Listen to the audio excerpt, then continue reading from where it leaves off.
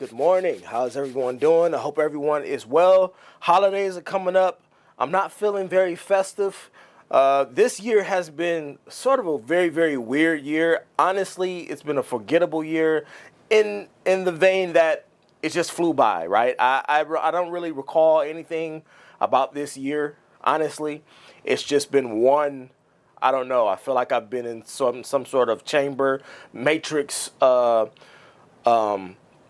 where everything is happening around me and I'm not really there, but I am. I don't know. It's been a weird year, in other words.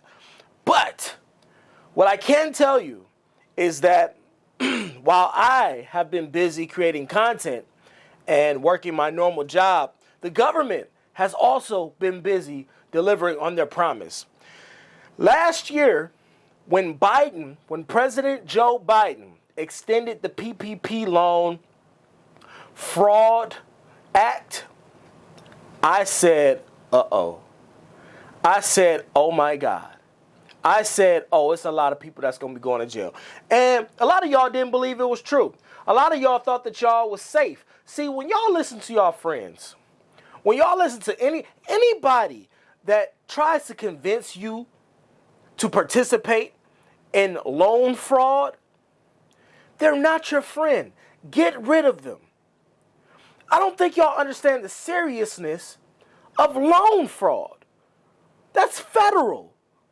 You are going to prison. And because y'all not as smart as y'all think y'all are, or as y'all thought y'all were, you're going to get caught. So what do we have? Let's read. Matter of fact, you know what? Let's pull up the loan fraud. Let's pull up the act, okay? Back in September of last year, it says President Biden extends the statute of limitations for PPP and EIDL fraud to 10 years. That means that you all that defrauded the government can be investigated up to 2032. We just hit 2023. That's another, listen, that is why it's not worth it. It's not worth it. You thought it was. I know you think it is. I know you're struggling. You got to find another way. Take your ass to work. In other words, take your ass to work. It is not worth it.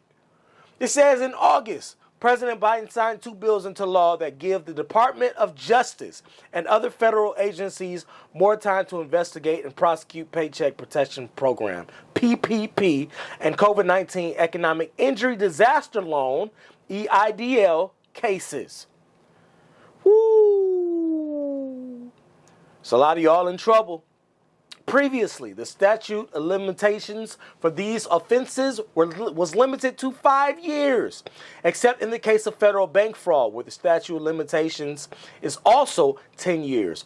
Both bills passed with bipartisan support from Congress and clearly signaled that pandemic relief fraud, prosecutions, and enforcement remain a top priority for the federal government. Y'all thought y'all was safe. I saw people on Facebook asking, how can I be a part? Hey, don't forget me, y'all. Don't forget me, friends. How can I be a part of the fucking scam? How can I be a part of fraud? That was y'all. In broad daylight. I think that people forget that these apps and stuff that we use on our phones, Facebook, Instagram, all of these different apps, though, is still a part of social media. Meaning everything you're doing leaves a digital footprint. You can be tracked. All the words you say, every post you put up. I think we forget that. I think that we believe that our Facebook pages are somehow cut off. Are somehow cut off from federal investigations. No, they're using that to track your goofy ass. Let's continue reading about the statute of limitations extension. In the last 2 years, the total funding for the relief pandemic programs climbed to over $813 billion. You think the government is not coming after their money? They pettier than me. They pettier than you. Says the government, unsurprisingly, began to see greater numbers of pandemic relief fraud cases almost immediately. In its own analysis, the Small Business Administration's OIG identified potential fraudulent loans totaling over $4.6 billion. And as of December 2021, the OIG's PPP fraud hotline complaints exceeded 54,000. This is the hotline. The PPP fraud hotline complaints exceeded 54,000. Some estimates put the amount of PPP and EIDL fraud at 10% of the total funds dispersed. As of March of 2022, the Department of Justice reported it had charged over 1,000 individuals with criminal charges connected to alleged fraud of over $1 billion. It also reported that investigations of more than 1,800 individuals and entities were underway in connection with more than $6 billion in relief loans. The longer statute of limitations ultimately gives the Department of Justice and other federal agencies more time to investigate large and more complex PPP and EIDL cases. In fact, a survey of recent cases nationwide suggests that these prosecutions have become more complex and involve greater amounts of fraud and larger numbers of defendants. Importantly, the longer statute of limitations also gives the government time to consider investigations into lenders and other insiders in cases where key individuals may have facilitated fraudulent loans through lax application review procedures. Let's get into who we're talking about today.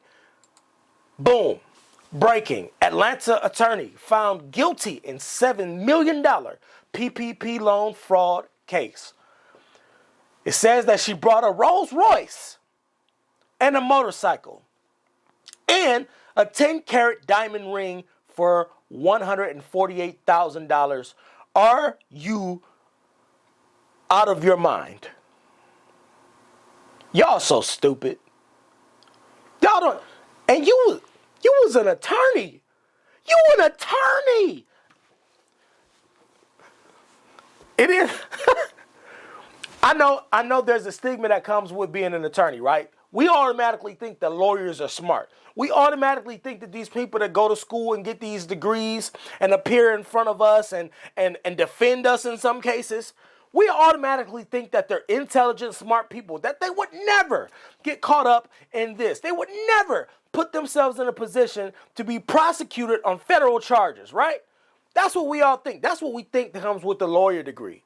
That's what we think about lawyers. The title lawyer to the public usually comes with, oh, that person must be smart.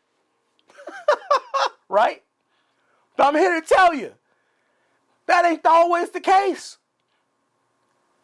In this case, I'm smarter than her. I'm smarter than the lawyer. Because I know that ain't no way in hell I think I'm going to get away with defrauding the government for $7 million. Who do y'all think y'all are? Huh? Y'all think y'all Frank? Who is it? Y'all think y'all Tony from some? Who is it that y'all think y'all Walter White from Breaking Bad? Who do y'all think y'all are? Where is it that you're getting these ideas from that you think that you believe that you can get away with this type of $7 million and then your goofy ass went out and brought a Rolls Royce with it? Oh, man. Let's read it. It says, breaking. Atlanta attorney convicted in $7 million PPP loan fraud case. Shalitha Robertson made some extravagant purchase with the funds, including a Rolls Royce, a motorcycle, and a stunning 10-carat diamond ring. Let's get to the article, because you know I had to pull it up. I had to pull up the receipts. These are the same people that y'all be, man. Let's get it. It says, woman convicted of $7 million COVID-19 relief fraud. A federal jury in the Northern District of Georgia convicted a Georgia attorney and former city of Atlanta police officer and a police officer of fraudulently obtaining over $7 million in loans under the Paycheck Protection Program. You know what, too? You know what, as I read this? You know what I'm thinking? I'm thinking that she's probably going to be prosecuted to the fullest extent of the law on the strength of the fact that she's a lawyer. Meaning, you had a responsibility not only to your city, not only to the state, not only to your government, because you took an oath, right? So you have not only a responsibility to all of those jurisdictions, but guess what? You also know the law. So they are going to prosecute your goofy ass to the fullest extent of the law. Let's continue reading. According to court documents and evidence presented at trial, Shalitha Robertson, come on down, age 62 of Atlanta. You 60? I guess she figured, you know what? I'm 62. I ain't got shit. Listen, I only got a couple more years. I'm on the back end. Fine, it's cool. I'll take the risk. At 62, you think I want to go to prison? Why would you want to take the risk at 62? You're supposed to be you're supposed to be close to retirement. As an attorney, you should have been able to live a great life. Now, you're going to live out the rest of your days, for sure, for certain. But in the county prison, you going to jail. Shalitha Robertson is going to jail. She's 62, and you out here pulling this shit? Age don't always come with wisdom. Age don't always come with wisdom. It said that she's conspired to submit PPP loan applications on behalf of 4 businesses she owned. The loan applications falsely inflated the number of employees and average monthly payroll for each of the 4 businesses, including larger PPP loans than Robertson could legitimately obtain. Robertson and a co-conspirator also caused the submission of false tax documents to support the false statements in each loan application. Robertson used the loan proceeds to purchase luxury items, including a 10-carat diamond ring, and to transfer funds to family members and her co-conspirator.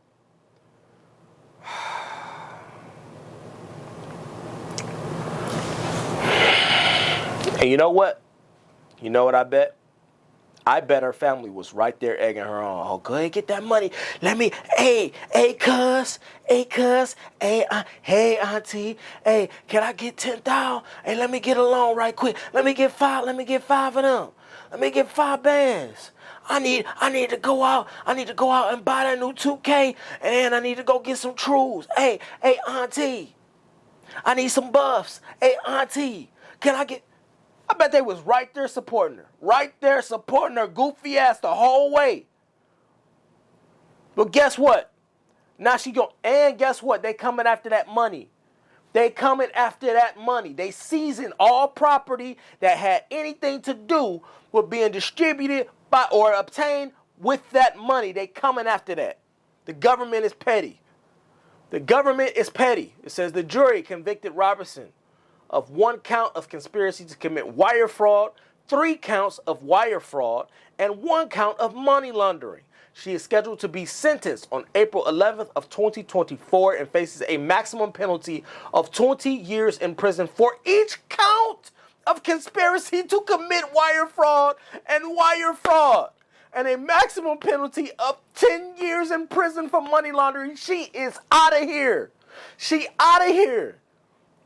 A federal district court judge will determine any sentence after considering the U.S. sentencing guidelines and other statutory factors. Robertson is the second defendant to be convicted as part of the Justice Department's prosecution of an approximately $15 million PPP fraud conspiracy. Robertson's co-conspirator pleaded guilty prior to trial. So you cooked for sure. We got the person that was helping you. You cooked. You are cooked. She is flambéed out here. She outside on the smoker. She done. You donezo. Acting Assistant Attorney General Nicole M. Argentieri. Okay, that's all right, that's unique. Of the Justice Department's Criminal Division, U.S. Attorney Ryan K. Buchanan for the Northern District of Georgia. Inspector General Hannibal Mike Ware of the U.S. Small Business Administration Office of Inspector General. Jesus, these names and titles. Look, they got all of the attorneys. And all of the people that's supposed to be in place. All of the inspector generals. They got all of the Treasury inspector generals. All the people from the tax administration listed right there. She is done. She out of here. So, I know y'all thought it was safe in these streets. I know you thought it was safe in these streets.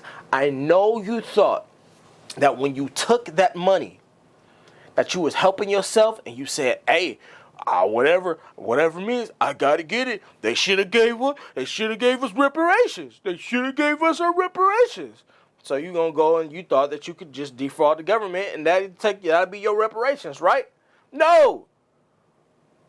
Reparations cannot come on the back of me possibly going to prison and missing the rest of my life. Goofy.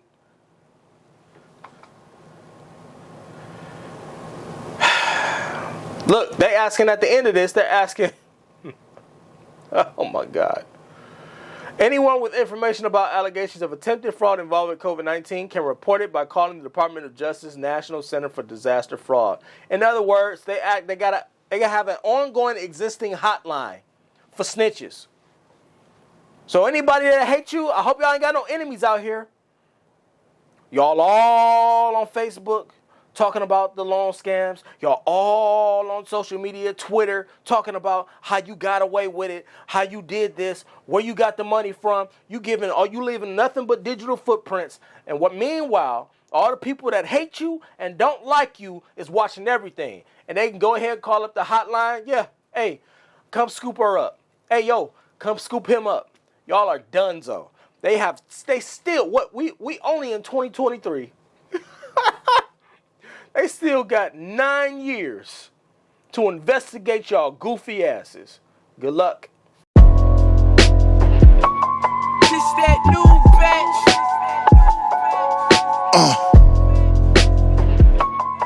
We must pay